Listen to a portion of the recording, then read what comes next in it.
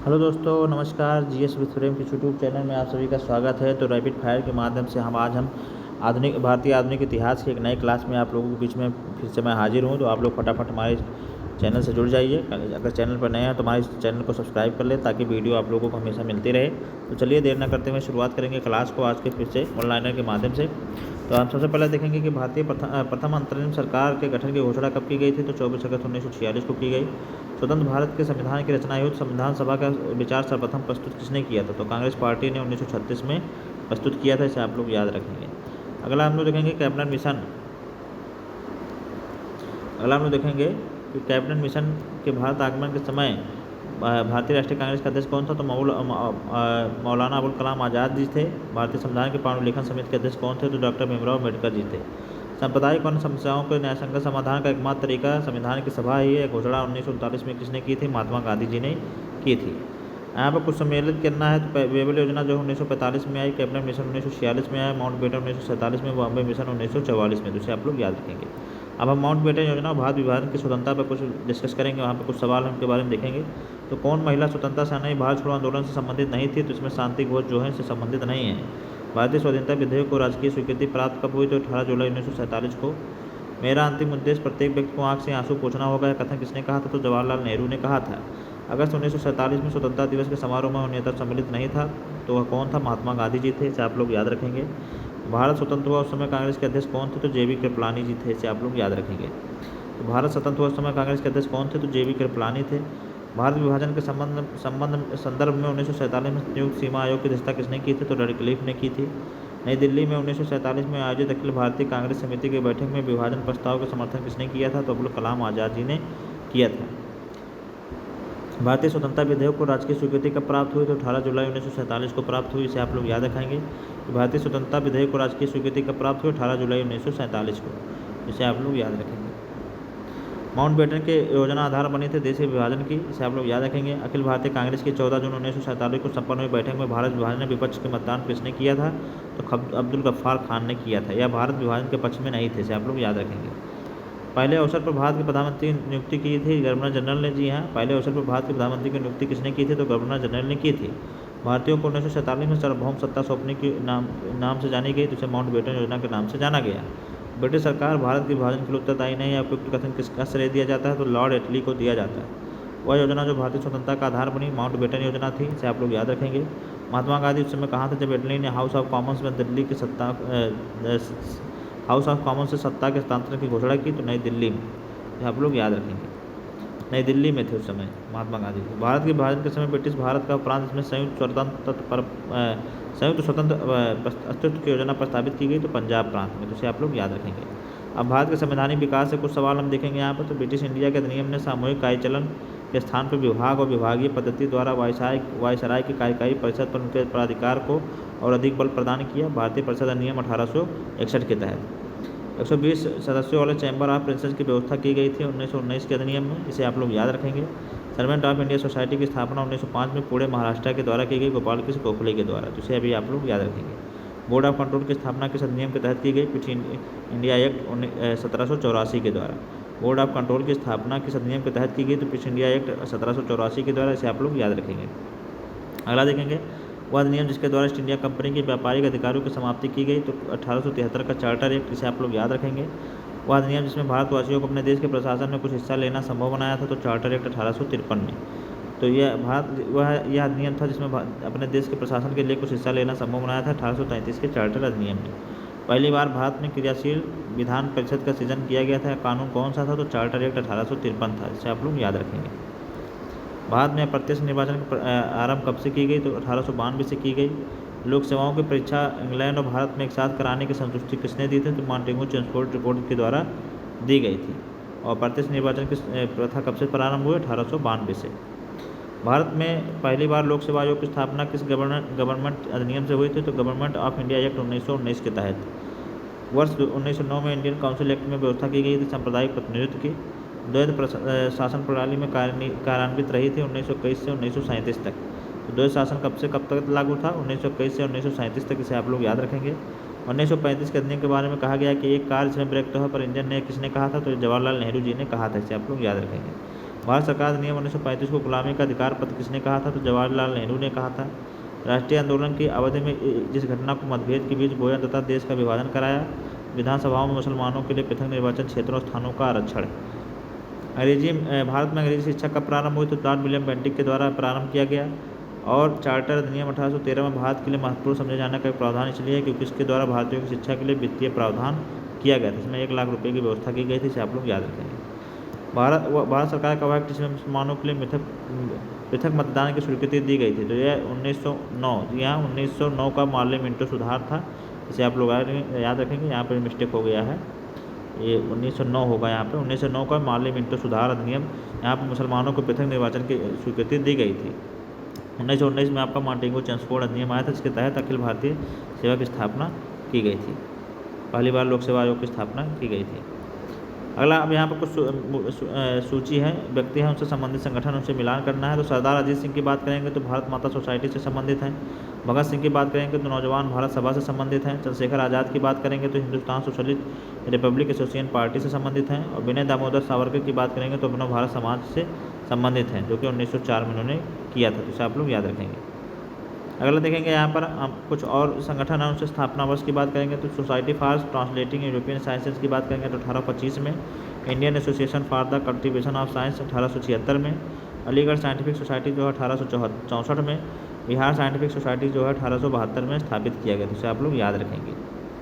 अब महात्मा गांधी ने अहमदाबाद में साबरमती आश्रम की स्थापना सन 1917 में की थी, इसे आप लोग याद रखेंगे। रिपब्लिकन पार्टी ऑफ इंडिया के संस्थापक कौन थे? तो डॉक्टर भीमराव अम्बेडकर थे, इसे भी आप लोग याद रखेंगे। बंगाल में कृषक प्रजा पार्टी का नेता कौन था? तो फजलुल हक थे, जी हाँ फजलुल हक थे। बंगाल में कृषक प्रजा पार्टी का नेता कौन था? तो फजलुल हक थे। भारत में थियोसॉफिकल सोसाइटी की सफलता मुख्यतः किसके कारण हुई थी? तो एनी बेसेंट के कारण हुई थी। यहाँ थियोसॉफिकल सोसाइटी की सफलता का मुख्य कारण कौन थी? तो एनी बेसेंट थी। हरिजन सेवक संघ के संस्थापक अध्यक्ष कौन थे? जी.डी. बिरला जी थे। हरिजन सेवक संघ का पूर्ण नाम क्या था? All India anti untouchability league. तो हरिजन सेवक संघ का पूर्ण नाम क्या था? All India anti untouchability league. India independence league की स्थापना कब की थी? किसने की थी? तो राज बिहारी बोस ने की थी। दारुल उलूम की स्थापना कब की गई थी? मौलाना शिबली नुमानी ने दारुल उलूम की स्थापना की थी। वही युगांतर पार्टी की बात करेंगे तो युगांतर पार्टी का नेतृत्व किसने किया था? जतिन नाथ मुखर्जी ने किया था, इसे आप लोग याद रखेंगे। सर्वप्रथम भारतीय राष्ट्रीय कांग्रेस के संबंध में किसने यह कहा था कि केवल यह सोच अल्पसंख्यक वर्ग का प्रतिनिधित्व करती है? तो लॉर्ड डफरिन ने कहा था। लॉर्ड माउंटबेटन ने 1 मैन बाउंड्री फोर्स यह कहकर संबोधित किया महात्मा गांधी को। वह गवर्नर जनरल जिसके कार्यकाल में प्राचीन स्मारक संरक्षण अधिनियम पारित हुआ था, तो लॉर्ड कर्जन के कार्यकाल में, इसे आप लोग याद रखेंगे। भारत में डाक टिकट का प्रचलन प्रारंभ किया था लॉर्ड डलहौजी ने, इसे आप लोग याद रखेंगे। ब्रिटिश संसद में महाभियोग पर मुकदमा चलाया गया था वॉरेन हेस्टिंग के द्वारा। जी हाँ, ब्रिटिश संसद में महाभियोग पर मुकदमा किसके द्वारा चलाया गया था? वॉरेन हेस्टिंग के द्वारा। भारत का पहला गवर्नर जनरल कौन था? Lord William Bentinck. जी हाँ, भारत का पहला governor general Lord William Bentinck था। भारत में अंग्रेजों के समय प्रथम जनगणना कब हुई? तो लॉर्ड मेयो के कार्यकाल में। जी हाँ, 1700 जैसा कि आप लोग 1871 में हुआ था और फिर 1872 में, उसके बाद फिर 1881 से लगातार जनगणना हो रही है। भारत में कर्जन के प्रशासन की तुलना औरंगजेब से की थी जी.के. गोखले ने। लॉर्ड कॉर्नवालिस की कब्र स्थित है गाजीपुर में। आंग्ल नेपाल जिसके शासनकाल में हुआ था वह है लॉर्ड हेस्टिंग्स। किसे स्वर्ग से उत्पन्न सेना नायक कहा गया है? तो रॉबर्ट क्लाइव को कहा गया था। भारतीय लोक सेवा का प्रवर्तन किसने किया था? कॉर्नवालिस के शासनकाल में। The problem of the for east नामक पुस्तक के लेखक कौन है? कर्जन है। भारतीय समाचार पत्रों में कठोर नियंत्रण से मुक्त चार्ल्स मेटकाफ को, जी हाँ, मुक्तिदाता कहा जाता है इन्हें, भारतीय समाचारों का मुक्तिदाता। गवर्नर जनरल ने भारत में दास प्रथा को समाप्त किया था लॉर्ड एलन बैरो ने। गांधी को 1 मैन बाउंड्री फोर्स कहकर किसने संबोधित किया था? तो माउंटबेटन ने। भारत का एकमात्र यहूदी वायसराय कौन था? तो लॉर्ड रीडिंग था। दिल्ली में प्रवेश के अवसर पर बम फेंका गया था लॉर्ड हार्डिंग पर, तो इसे आप लोग याद रखेंगे। तथा कथित कुशासन के आधार पर गवर्नर जनरल जिसने मैसूर राज्य को प्रशासन को ले लिया था, तो यह लॉर्ड विलियम बेंटिक था। स्वतंत्र भारत का प्रथम गवर्नर जनरल कौन था? तो लॉर्ड माउंटबेटन था। वह गवर्नर जनरल ने भारत में प्रथम बार सिविल सेवाओं को प्रवर्तित इंट्रोड्यूस कराया था, तो लॉर्ड कॉर्नवालिस ने कराया था। बंगाल में भू व्यवस्था को पुनर्गठित करने वाले गवर्नर जनरल लॉर्ड कॉर्नवालिस थे। प्रथम आंग्ल बर्मा युद्ध के दौरान भारत का गवर्नर जनरल कौन था? तो एमहर्स्ट थे। भारत में दीपावली घोषणा किसने की थी? तो लॉर्ड इरविन ने की थी। भारत में जानसूर की नीति को किसने दर्शाया था? गैर हस्तक्षेप नीति के रूप में दर्शाया गया था सर जानसूर की नीति को। अब यहाँ पर विभिन्न पत्रिकाएँ पुस्तकों के लेखक के बारे में पढ़ेंगे। तो कॉमरेड जो है अंग्रेजी भाषा में लिखी गई। नवजीवन जो है गुजराती भाषा में, स्वदेशी मित्रन जो है तमिल भाषा में, सुलभ समाचार जो है बंगाली भाषा में। द फिलोसफी ऑफ बॉम्बे पुस्तक जो है ये भगवती चरण बोहरा के द्वारा लिखी गई, इसे आप लोग याद रखेंगे। डेट इज बनारस पुस्तक के लेखक जोनाथन पैरी हैं। 1809 में राजा राममोहन राय ने अपनी प्रसिद्ध पुस्तक गिफ्ट टू मोनोथिस्ट किस भाषा में लिखा था, तो ये फारसी भाषा में लिखा गया था। Poverty and British rule in India नामक पुस्तक कब प्रकाशित हुए, तो दादा भाई नौरोजी के द्वारा 1901 में प्रकाशित हुई थी। ब्रिटिश उपनिवेशवाद के विरुद्ध भोजपुरी में लोकप्रिय कविता फिरंगिया लिखने वाले कवि कौन थे, तो ये मनोरंजन जी थे, इसे आप लोग याद रखेंगे। संस्कृति के 4 अध्याय पुस्तक के लेखक कौन है, रामधारी सिंह दिनकर, इसे आप लोग याद रखेंगे।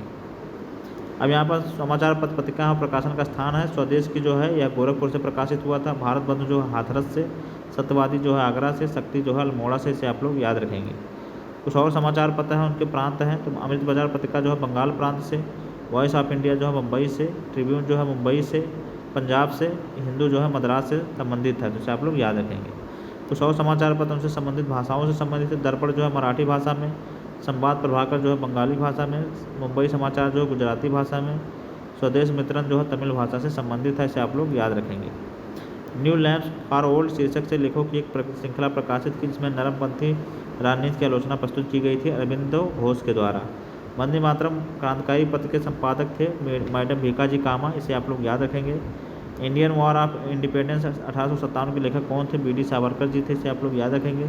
मराठी पक्षिक बहिष्कृत भारत आरंभ किया था बी आर अम्बेडकर ने, इसे आप लोग याद रखेंगे। कौमी आवाज़ पत्र का आरंभ किसने किया था, जवाहरलाल नेहरू ने किया था। अंग्रेजी पत्र इंडिपेंडेंट जुड़ा था मोतीलाल नेहरू से। कारागार जहाँ पंडित जवाहरलाल नेहरू ने अपनी प्रसिद्ध पुस्तक डिस्कवरी ऑफ इंडिया लिखी थी, तो अहमदाबाद जेल फोर्ट में, इसे आप लोग याद रखेंगे। महात्मा गांधी की वह पुस्तक में उन्होंने ब्रिटिश पार्लियामेंट को बाज और बेस्या कहा था, तो हिंद स्वराज में कहा था उन्होंने। पत्रकार जो महात्मा गांधी के जीवनीकार हैं, तो लोई फिशर हैं, जो कि भारत छोड़ो आंदोलन के समय उनके साथ रहे हैं। अंग्रेजी साप्ताहिक वंदे मातरम के साथ अपने को संबंध किया था अरविंद घोष ने, तो इसे आप लोग याद रखेंगे। नील आंदोलन का जमकर समर्थन करने वाले हिंदू पैट्रियार्क संपादक कौन थे, तो हरिचंद मुखर्जी थे। नील दर्पण नाटक के लेखक कौन थे, तो दीनबंधु मित्र थे, इसे आप लोग याद रखेंगे। Indian society of oriental art की स्थापना कब की गई थी, रविंद्रनाथ टैगोर के द्वारा, इसे आप लोग याद रखेंगे।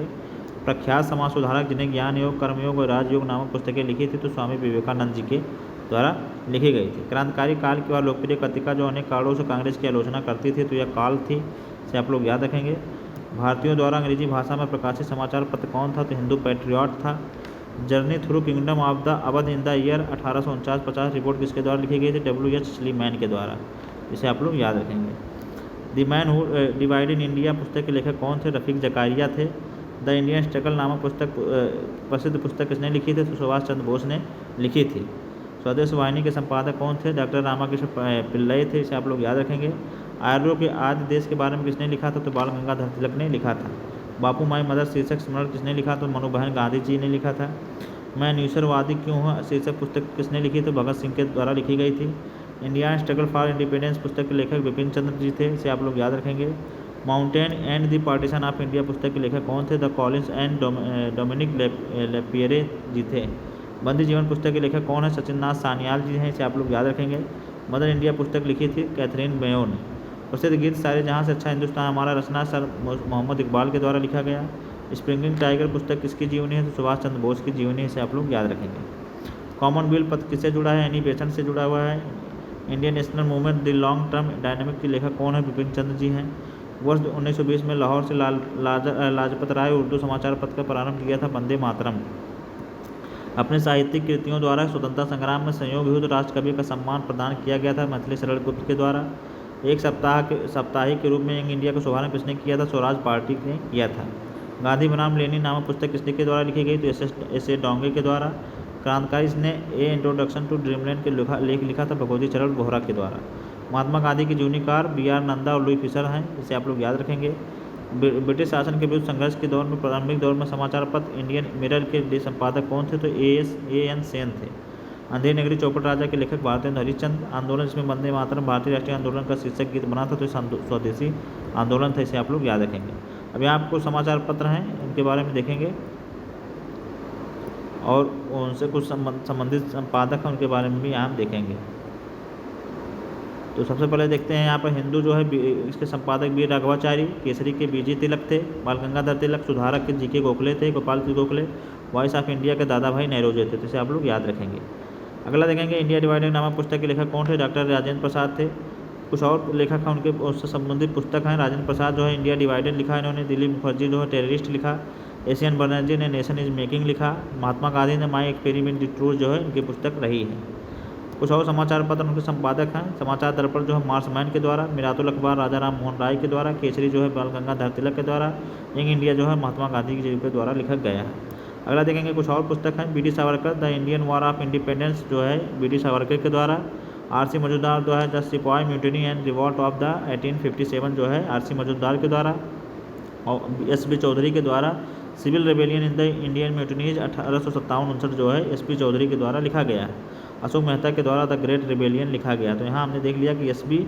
एस से यहाँ पे सिविल आ रहा है तो सिविल एस.पी. चौधरी सिविल होंगे। द सिपाही म्यूटिनी आ रहा है तो यहाँ मजूमदार होंगे। B D Savarkar the Indian war of independence जो है बी डी सावरकर द्वारा लिखा गया है। कुछ और यहाँ पे देखते हैं समाचार पत्र है। यहाँ समाचार पत्र हैं, प्रकाशक हैं। बंगाली जो है सुरेंद्रनाथ बनर्जी के द्वारा। बंगवासी जो है जोगेंद्रनाथ बोस के द्वारा। वंदे मातरम जो है अरविंद घोष के द्वारा। अमित बजाय पत्रिका जो है मोतीलाल घोष के द्वारा लिखी गई है। इसे आप लोग याद रखेंगे। वही कुछ और हैं देखेंगे तो दादा भाई नौरोजी के द्वारा poverty un British rule in India. Dayanand Saraswati के द्वारा सत्याग्रह प्रकाश। बाल गंगाधर तिलक के द्वारा गीता रहस्य और बकिंघम चंद्र चटर्जी के द्वारा आनंदमठ लिखा गया है। इसे आप लोग याद रखेंगे। तो आज की क्लास को हम यहीं पर ख़त्म करेंगे।